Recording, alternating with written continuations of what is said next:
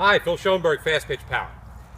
I've had two recent inquiries, one from a Fastpitch Power follower and one from a follower and student. And they both relate very well to each other, so I thought that it would be appropriate for me to answer the two inquiries in a post. I'll start with the first one. A follower has a 13-year-old daughter who is working very hard on eliminating dry-footed version as she comes powering off the pitching rubber.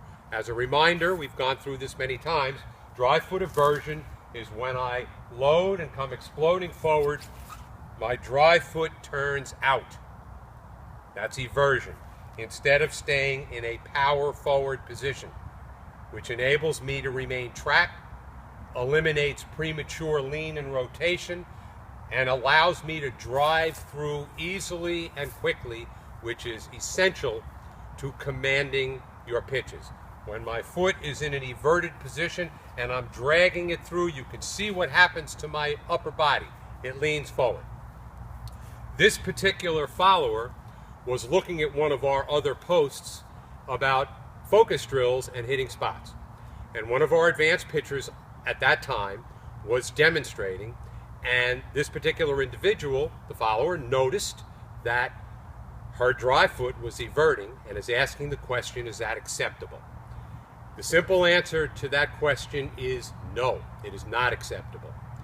This is something that particular pitcher worked very hard on, and she was an elite pitcher, college level, didn't pitch in college, but she was recruited and she was a college level athlete, and her dry foot problem was something that she had to focus on and work on continuously, and the answer to the question is no.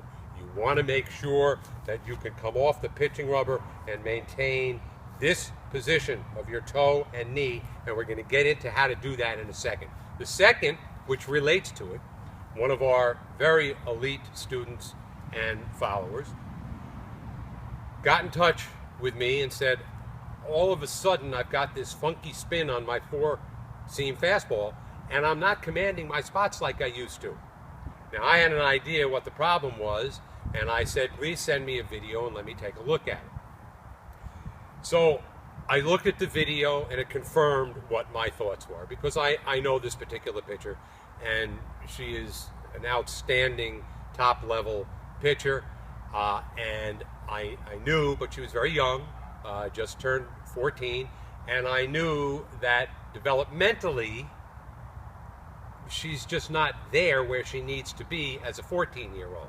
Her understanding and command of the mechanics are great, but pushing the envelope and trying to get more aggressive off the pitching rubber is going to lead to a certain set of problems if your body's not prepared to deal with the more aggressive approach to coming off the pitching rubber, which we want all our pitchers to do. So what was happening is, as she was loading and then tracking quickly, you can see what happened to my stride foot. My stride foot is now blocking out my dry foot.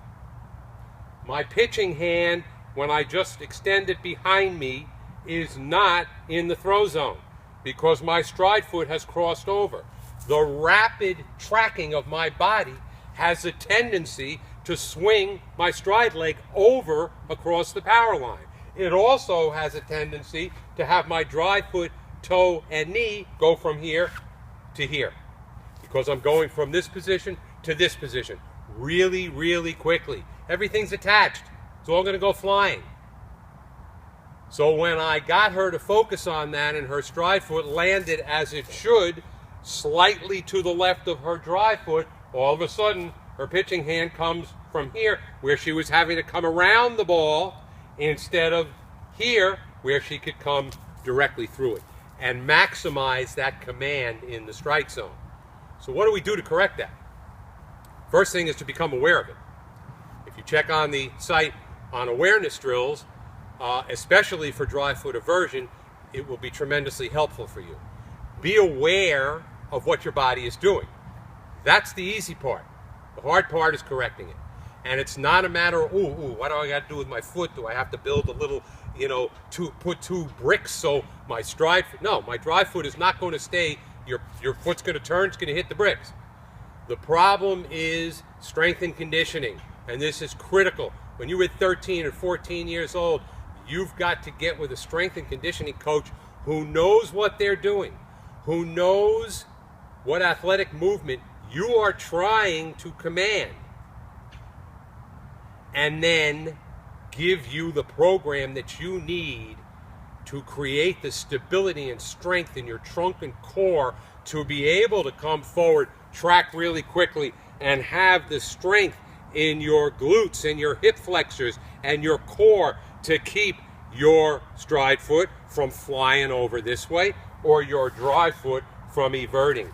That's here, not here. So when you get to a certain level as a pitcher, if you're serious, you need to get serious about your strength and conditioning. Because if you do not prepare your body to get to the next level, to become more explosive, then you will never reach your maximum potential. I hope that this has been useful. Love to hear your comments. Talk to you next time.